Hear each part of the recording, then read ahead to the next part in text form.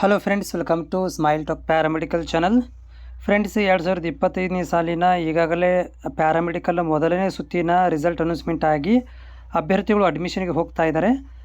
15 ತಾರೀಕಿಗೆ ಕೊನೆ ದಿನಾಂಕ ಇರುತ್ತೆ. ಸೊ ಅದರ ಒಳಗಡೆ ಹೋಗಿ ಕಾಲೇಜ್ಗಳ ಅಡ್ಮಿಷನ್ ತೊಗೋಬೇಕು. ಮತ್ತು ಇನ್ನೊಂದು ಪಾಯಿಂಟ್ ಏನಂದರೆ, ಕಾಲೇಜ್ ಬಗ್ಗೆ ಮಾಹಿತಿ ಪಡೆದು ಆಮೇಲೆ ಅಡ್ಮಿಷನ್ ಮಾಡಿಸಿ ಅಂತ ಹೇಳಕ್ಕೆ ಬಯಸ್ತೇನೆ. ಅಲ್ಲಿರುವಂಥ ವಿದ್ಯಾರ್ಥಿಗಳಿಗೆ ಕೇಳಿ ಆಮೇಲೆ ಅಡ್ಮಿಷನ್ ಮಾಡಿಸಿ. ಹಾಗೆ ಸುಮ್ಮನೆ ಹೋಗಿ ಅಡ್ಮಿಷನ್ ತೊಗೊಳಕ್ಕೆ ಹೋಗ್ಬೇಡ್ರಿ, ಇಲ್ಲಾಂದರೆ ನಿಮ್ಗೆ ಮೋಸಾಗುತ್ತೆ. ಸೊ ಈ ವಿಡಿಯೋದಲ್ಲಿ ಮಾಹಿತಿ ಕೊಡ್ತಿರೋದು ಏನಂತಂದರೆ, ಟಿ ಸಿ ಬಗ್ಗೆ ಮಾಹಿತಿ ಕೊಡ್ತಾ ಇದ್ದೀನಿ. ಇಲ್ಲಿ ಹಲವು ರೀತಿಯ ಟಿ ಸಿಗಳ ಬಗ್ಗೆ ಕನ್ಫ್ಯೂಷನ್ ಇದೆ, ಹಲವು ರೀತಿಯ ಡೌಟ್ಗಳಿದ್ದಾವೆ ಟಿ ಸಿ ಬಗ್ಗೆ.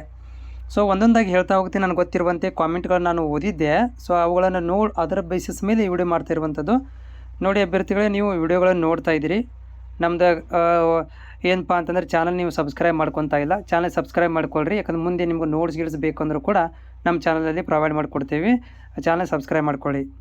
ಅಭ್ಯರ್ಥಿಗಳಿಗೆ ಒಂದೇದೇ ಡೌಟ್ ಏನಂತಂದ್ರೆ, ಈಗ ಸರ್ ನೋಡಿ, ನಮ್ಮ ಹತ್ರ ಈಗ ಅಡ್ಮಿಷನ್ ಮಾಡಿಸ್ಲಿಕ್ಕೆ ಟಿ ಸಿ ಇಲ್ಲ. ಒಂದು ಏನಂತಂದರೆ, ನಮ್ಮದು ಆಲ್ರೆಡಿ ನಾವು PUCಯಲ್ಲಿ ಫೇಲ್ ಆಗಿದ್ದೀವಿ. ಸೊ ಅಲ್ಲಿ ಫೇಲ್ ಆಗಿದ್ದೀವಿ, ಆದರೆ ನಮ್ಮ ಹತ್ರ ಈಗ ಟಿ ಸಿ ಇಲ್ಲ, ಏನು ಮಾಡಬೇಕು? ಸೊ ಇಲ್ಲಿ ನಿಮಗೆ 2 ವೇ ಕೊಡ್ತೀನಿ. ಒಂದೇನಿದಪ್ಪ ಅಂತಂದರೆ, ನೀವು ಇಲ್ಲಿ ಆ PUCಯ ಟಿ ಸಿಯನ್ನು ಟ್ರಾನ್ಸ್ಫರ್ ತೊಗೋಬೋದು. ಹೇಗಂತಂದರೆ, PUC ಕಾಲೇಜಲ್ಲಿ ಹೋಗಿ ನಾವು PUC ಕಂಟಿನ್ಯೂ ಮಾಡೋದಿಲ್ಲ, ನಮಗೆ ಆ ಟಿ ಸಿ ಕೊಟ್ಟುಬಿಡಿ ಅಂತಂದರೆ ಅವ್ರು ಏನು ಮಾಡ್ತಾರೆ, PUC ಫೇಲ್ ಅಂತ ಒಂದು ಟಿ ಸಿ ಕೊಡ್ತಾರೆ. ಅದನ್ನು ಬಂದು ನೀವು ಟ್ರಾನ್ಸ್ಫರ್ ತೊಗೊಂಬಂದು ಈ ಪ್ಯಾರಾಮೆಡಿಕಲ್ ಕಾಲೇಜಲ್ಲಿ ಕೊಡಬಹುದು. ಅಡ್ಮಿಷನ್ ಆದಮೇಲೆ ಒಂದು ಟ್ರಾನ್ಸ್ಫರ್ ಲೆಟ್ರ್ ಕೊಡ್ತಾರೆ ಪ್ಯಾರಾಮೆಡಿಕಲ್ ಬೋರ್ಡಿಂದ. ಅದನ್ನು ಹೋಗಿ ನೀವು PUC ಕಾಲೇಜಲ್ಲಿ ಕೊಟ್ಟರೆ, ಫೇಲ್ ಆಗಿರುವಂಥ ಕಾಲೇಜಲ್ಲಿ ಕೊಟ್ಟರೆ ಅವರು ಅದನ್ನು ಫೇಲ್ ಅಂತ ಹೇಳಿ ಕೊಡ್ತಾರೆ. ಅದರಿಂದ ಏನು ತೊಂದರೆ ಆಗೋದಿಲ್ಲ. ಎರಡನೇದು ಏನಪ್ಪ ಅಂದರೆ, ನಮ್ಮದು ಡಿಗ್ರಿ ಆಗಿದೆ, ನಮ್ಮದು ಅಥವಾ MA MSc ಏನೋ ಒಂದಾಗಿದೆ, ಮಾಸ್ಟರ್ ಡಿಗ್ರಿ ತನಕ ಡಿಗ್ರಿ ಕೂಡ ಮಾಡ್ಕೊಂಡ್ಬಿಟ್ಟಿದ್ದೀವಿ.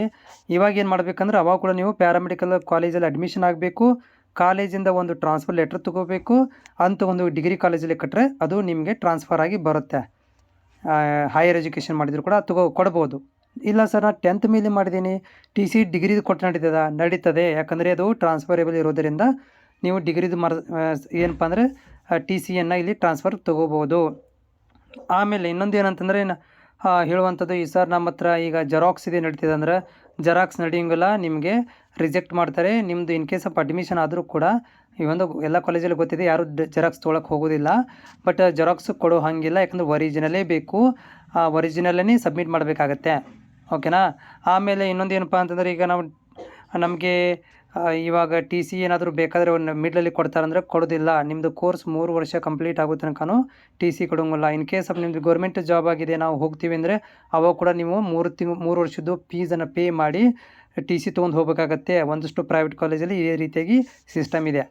ಓಕೆ, ಸೊ ಹೀಗಾಗಿ ಟಿ ಸಿಗಳನ್ನು ನೀವು ಟ್ರಾನ್ಸ್ಫರ್ ತೊಗೊಂಡು ಅಡ್ಮಿಷನ್ ಆದಮೇಲೆ ಟ್ರಾನ್ಸ್ಫರ್, PUC ಕಾಲೇಜಲ್ಲಿ ಫೇಲ್ ಆಗಿದ್ದರೂ ಟ್ರಾನ್ಸ್ಫರ್ ತೊಗೋದು, PUC ಕಾಲೇಜಲ್ಲಿ ಪಾಸ್ ಆಗಿದ್ದರೂ ಟ್ರಾನ್ಸ್ಫರ್ ತೊಗೋಬೋದು, ಡಿಗ್ರಿಯಲ್ಲಿ ಅಡ್ಮಿಷನ್ ಮಾಡಿಸಿದ್ರು ಕೂಡ ಟ್ರಾನ್ಸ್ಫರ್ ತೊಗೋಬೋದು. ಇನ್ನೊಂದು ಪ್ರಶ್ನೆ ಅಂದರೆ, ಯಾವುದೋ ಒಂದು ಹುಡುಗ ಹೇಳ್ತಾ ಇದ್ದ, ಸೊ ನಾವೀಗ BA ಅಡ್ಮಿಷನ್ ಜಸ್ಟ್ ಇವಾಗ ಮಾಡಿಸಿ ಒಂದು 2 ಮಂತ್ಸ್ ಆಗಿದೆ, ನಾವೀಗ ನಾವು ಟಿ ಸಿಯನ್ನು ಕ್ಯಾನ್ಸಲ್ ಮಾಡಿಸಿ ಅಂದರೆ ನಮಗೀಗ ಏನು ಮಾಡಬೇಕು ಅಂದರೆ, BAನನ್ನು ನೀವು ಕ್ಯಾನ್ಸಲ್ ಮಾಡಿಕೊಂಡು BA ಕಾಲೇಜಿಂದ ಟ್ರಾನ್ಸ್ಫರ್ ತೊಗೋಬೋದು ಟಿ ಸಿಗಳನ್ನು.